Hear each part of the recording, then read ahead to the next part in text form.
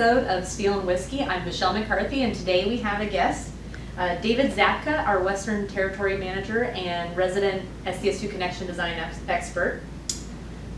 Welcome. Thank you, Michelle. Appreciate it. We need to fill in for Doug this week, so wanted somebody a little younger, a little better looking, so here I am today. Appreciate you having me. Yeah, I appreciate you bringing the whiskey. What kind of whiskey did you bring?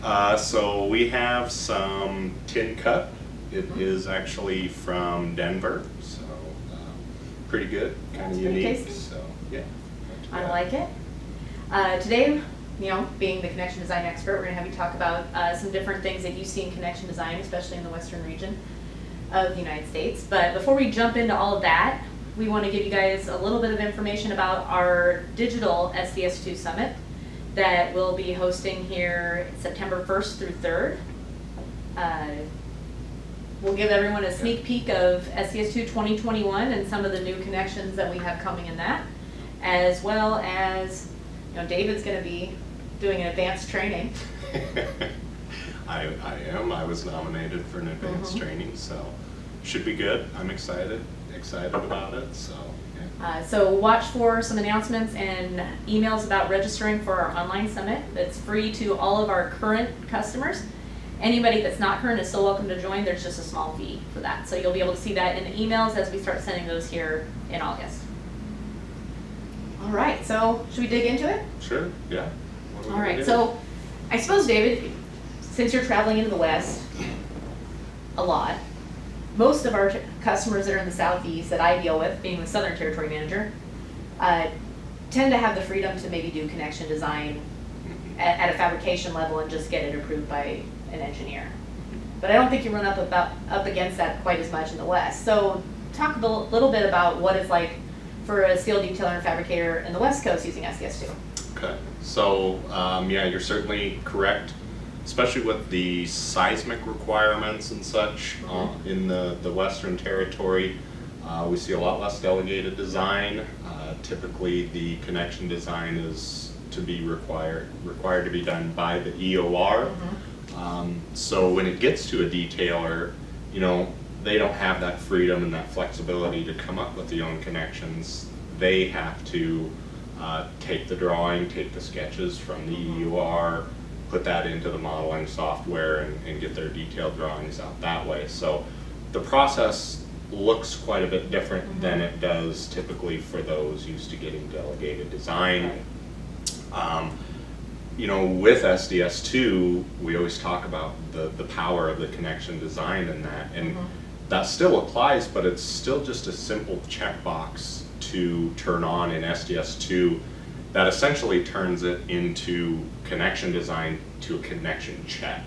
Okay. And what I mean by that is once I turn this on, it's going to simply look at all my minimum setup. So minimum plate thicknesses for gussets, minimum rows of bolts, angle sizes, things like that. It gives me a connection in the model, and then it checks that, and it will report to me the capacity of that connection. So I still get my design calcs, but it's kind of a more after the fact thing of, hey, here's your connection, here's the capacity of it, and here's the report for it. So where are those minimums coming from? If it's being delivered to a detailer or a fabricator on the West Coast, where are they coming from? Are they coming from the specs? Yep, so typically you're going to see that in the specs on the design drawings, probably some type of schedule for your shear plate connections that specify 3 rows of bolts, 4 rows, weld sizes, plate thicknesses, things like that. And then we have the same exact tables in SDS2 to plug those values into use. So, a schedule gives you kind of generalities, and this will be educating me more since I don't deal much in the West. What happens if there's a one-off connection where they get in there and the schedule doesn't work? So at that point, you're kind of a similar process where the detailer is going to have to submit some type of RFI back to the engineer to get clarification on how to proceed on that. Again, we can use SDS2 and its capabilities to maybe come up with a solution and present that solution to the engineer. So now that's going to be helpful in speeding up that RFI process we can make a more of a suggestion and say, hey, engineer, is this an acceptable solution? Can we proceed with this? And hopefully that's going to be that way. So rather than an open-ended question, we can say, hey, here's this problem, here's a possible solution, is that acceptable? And that will help speed up the RFI process tremendously. And I suppose that selection or suggestion comes along with the calcs that come out of SDS too. So they can also help validate and do half the work for the engineer too. Yeah, provide the calcs along with the solution. That way we have some documentation and some numbers to back that up as well. Sure. So that works for simple connections, but what about something that's a little bit more complex that maybe they've provided a sketch for? How do you get SDS2 to work around for that situation? Yep. So yeah, what you're probably going to start off with that minimum connection. Now we got to adjust that and kind of massage it a little bit in the software to come up with and meet the EOR requirements. So what you end up doing there is we have mechanisms in SDS2. It's actually a patented process we call lockables. So you can lock every variable of that connection, whether it be gusset plate length, the width, weld sizes, bolt rows. And as you lock that and plug in the EOR values, it will make adjustments so that all the geometry works out correctly in the background. So you know, if I adjust the plate length, it's going to adjust the width so that I get a nice perpendicular cut to the brace, things like that. So still considering some fabrication items there as well. Yep, certainly. So that's great. What if you got 50 of those? 50 of them. So so once I make my changes to the lockables, I go ahead and save off what we call a user-defined connection. It's basically just, you know, saving that off to some type of library essentially, and now I can just load that up in the other spots where I need, and it plugs in all the values that I saved off. So really you can answer any kind of connection that you need to for West Coast specified connection design versus a delegated design. What if it happens that they have the same connection across a couple jobs? Maybe you have the same customer every time. Then what? Yep. So you know, typically you're going to have what we call a standard or seed job and a seed fabricator that saves all your setup, and those user-defined connections that you save are inside of that setup that you would copy from project to project to project. Then. Nice. How so? On your sales demos, how out of the box? And I guess when I say out of the box, how far from the SDS2 standard connection design has someone asked you to go, like in a demo? You know, typically it's pretty close to what you would see. Slightly different, but really not all that different. We really just have to make sure to get a point across the point that, hey, while we have all this automation in our software and the automation is great, you still have the ability to override that automation, and what the software gives as a result, we can override to plug in whatever we need still. And it's a pretty easy process to do that. So you don't see anything crazy and weird asking for multiple stiffeners? There's tons of weird stuff. I mean, we could talk about weird stuff all day, but I mean, yeah, you start getting into, you know, there might be stiffeners everywhere, or especially when you get some crazy geometry and things like that. But you know, what I always try to remember is, you know, there's always a component that can do the weird stuff probably that you can enter yourself, or sometimes you do have to resort to modeling your own plates, modeling your own angles, things like that. But you know, we always say that if you can build it, you can model it in SDS2. There's always a way to model it within our software. So I don't have anything specifically really crazy that stands out in my head right now, but all right, fine. Maybe we feed you more whiskey and you'll figure something out. Yeah, I'll start talking more. So, being the Western Territory manager, which is your favorite state to go to? My I'm putting you on the spot. My favorite state to go to. So I really enjoy Utah. I love Utah. Beautiful scenery. You know, the climate's great. You got mountains. You got just about anything you could ask for. But while Utah is great, I have to probably say that Montana is probably my favorite to go to so far. So again, beautiful scenery, everything like that. The drinking laws are a little bit odd in Utah, so that's why I prefer Montana over Utah, because we don't have those to work around. So usually in the hotel bar, I have to make sure I order food along with my drink. I can't just order a drink, so I'm buying a loaf of bread for 50 cents. They're just forcing you into good decisions. Yeah, they're trying to help me. Yes, it's worked so far. So well, good. Well, let's talk about, West Coast. We haven't hit on it yet, but seismic is a consideration anywhere on the West Coast. Yep. So you probably know more about that than about anybody here. A little bit, yeah. Unless I'm giving you too much credit. Here's something I learned within the last year and a half that was surprising to me is south of St. Louis is one of the most active seismic areas in the United States. So I found that out at NASCC, would have been in 2019. Okay. So that was interesting. It's not as severe, but it's one of the most active. So just smaller earthquakes and seismic activity down there, but so when frequent. you're trying to design or detail steel that's going to be erected and go up in a seismic zone, what are the considerations you have to make? So a lot of different things, and it gets into a lot of specifics. Without going into specifics, some of the things SDS2 related, detailing related that are interesting. AISC recently came out with a pre-qualified moment connection guide. So that includes connections, things like SidePlate. Okay. Simpson Strong-Tie is in there. A reduced beam flange, or sometimes referred to as a dog bone connection, will be in there.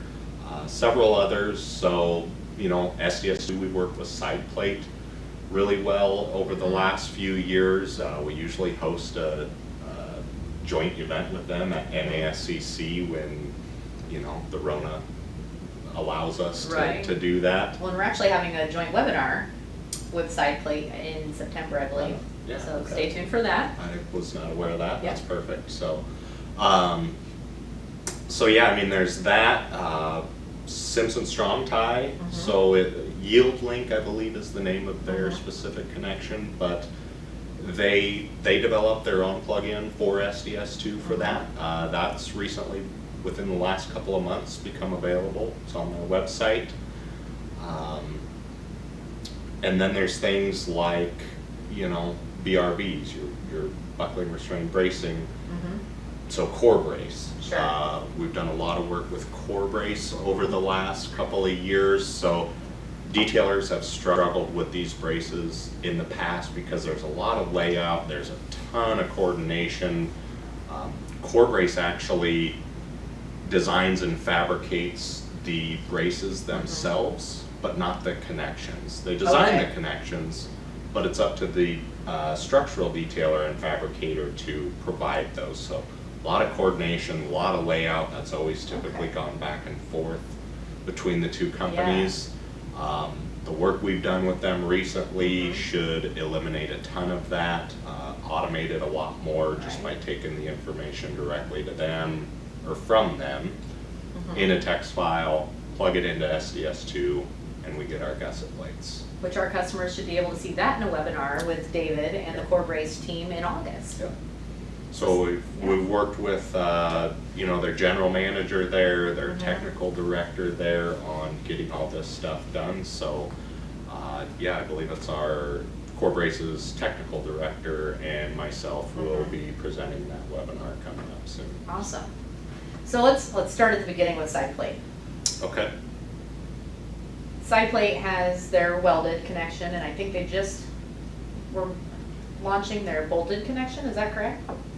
Yeah, so I believe, if memory serves me correct, started with a connection that had, maybe some groove welds, things like that. So still a little bit of complex welding there. Mhm. They developed a connection that was strictly all fillet welds. Okay. So now that eliminates a lot of inspections and extra labor that way. And, the East Coast, for whatever reason, there's a line somewhere about the middle of the US where they start preferring a lot more bolting over welding. So CoreBrace has recently developed a all bolted connection that eliminates even all the fillet welds. Oh, okay, So- sure. And it works with tube columns now as well. I Oh, believe really? that was a little more difficult with Yeah. tube columns in the past, so. You're teaching me things I yeah, didn't know. well, And we've been taking a SidePlate connection, all the information in and creating connections here for a few years now, and cooperating with their team for joint presentations and the happy hour that we have at NESCC every year. But I remember Jim Stever telling me a story about how they did one of their first SidePlate jobs, and the contractor wasn't, this is the first time the contractor had done it too, so they'd done all their planning, they got the SidePlate connections up and out there, and then dropped in the steel, and they were done, I'm not sure how many weeks ahead of schedule getting the steel erected, and so they had to scramble to get all the other contractors in, because they were like, something like 4 or 5 weeks at least Yeah. ahead, just because they had no experience with it. So you do also see other advantages besides just the seismic stuff Yeah. with certainly. SidePlate. Yeah. And a lot of these pre-qualified connections that are coming and are in that guide that I mentioned from AISC, a lot of what those are trying to do is eliminate a lot of field welding, because then there becomes, expensive inspections and Right. things like that along with it. So these kind of proprietary connections eliminate all that, but they also aid in, ease and speed of erection. So there's a great video out there from SidePlate, and when I was first learning about SidePlate, I didn't quite fully understand some of the aspects of it and what made it so great. But this video shows how they just simply swing a beam in, they set it on top of the connection, and then it's ready to, then they can move on to the next one. They don't even have to bolt it down or anything before Right. that crane is moving on to the next beam, and it's just so speedy, so slick, and that just goes back to Jim's story Right. on how they were able to erect that so quickly because of the way these are designed Sure. and done, so. So Simpson Strong-Tie, the yield link. Mhm. Teach me about that.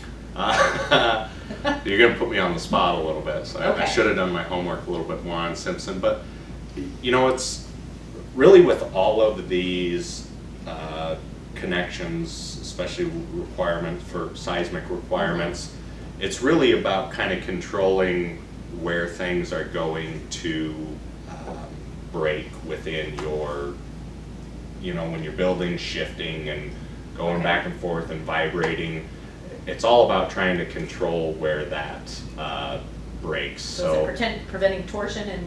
Yeah, so basically all the twisting and different things like that, they really try to control where that happens. Right. And minimize damage, and in a lot of cases they can reuse aspects of that connection, maybe come in, replace the beam and still reuse Oh, the okay. connection type of thing. So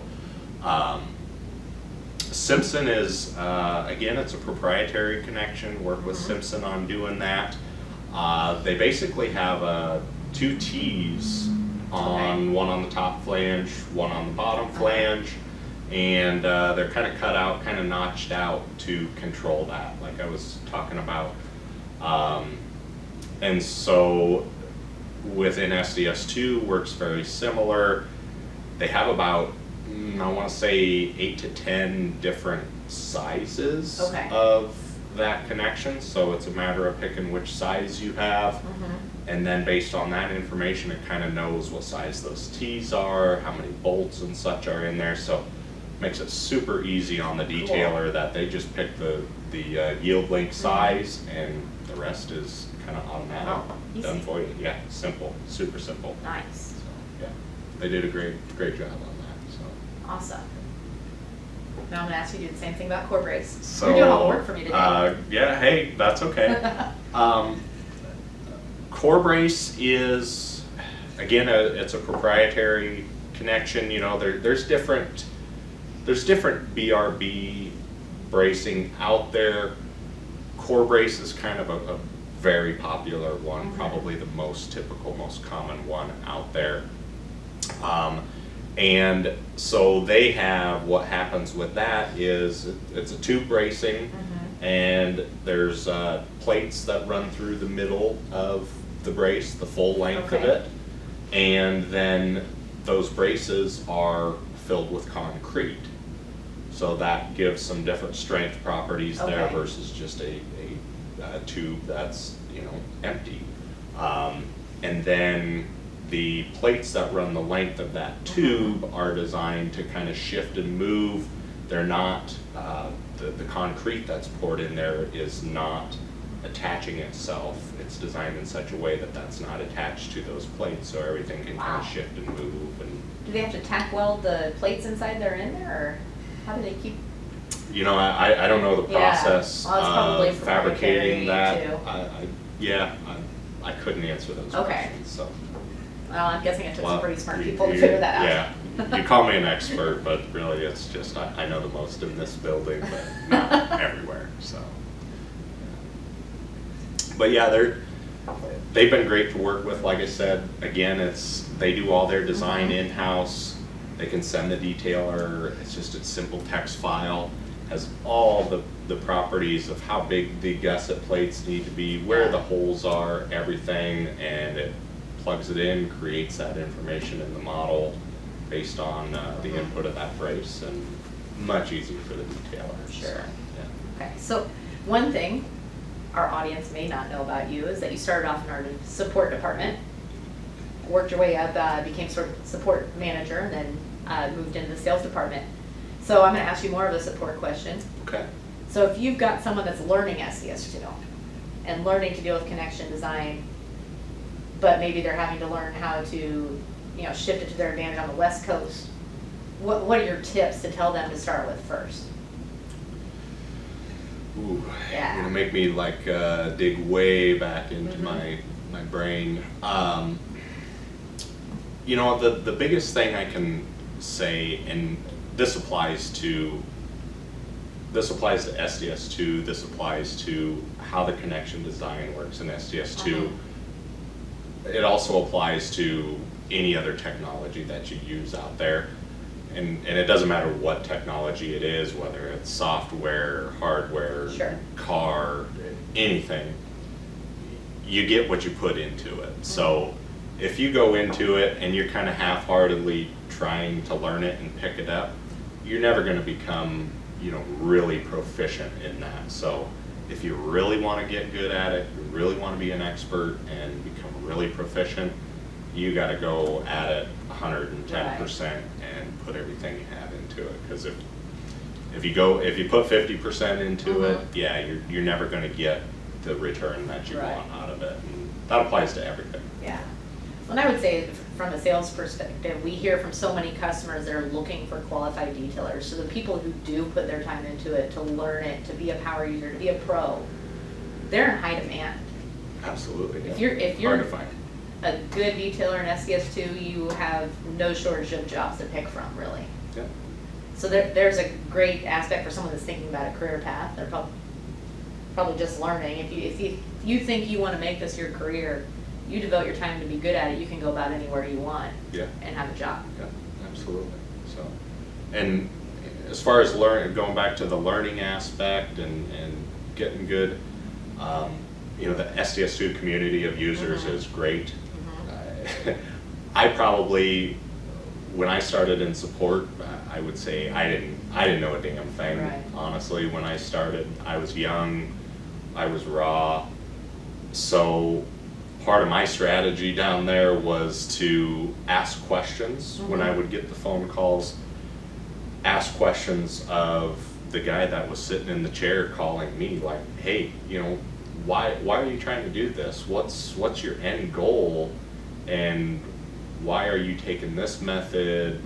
Different things like that. So I learned just a huge different variety of the way that people do things. So, you know, fabricator on the East Coast doesn't do it as same as a fabricator on the West Coast, or even the guy across the street.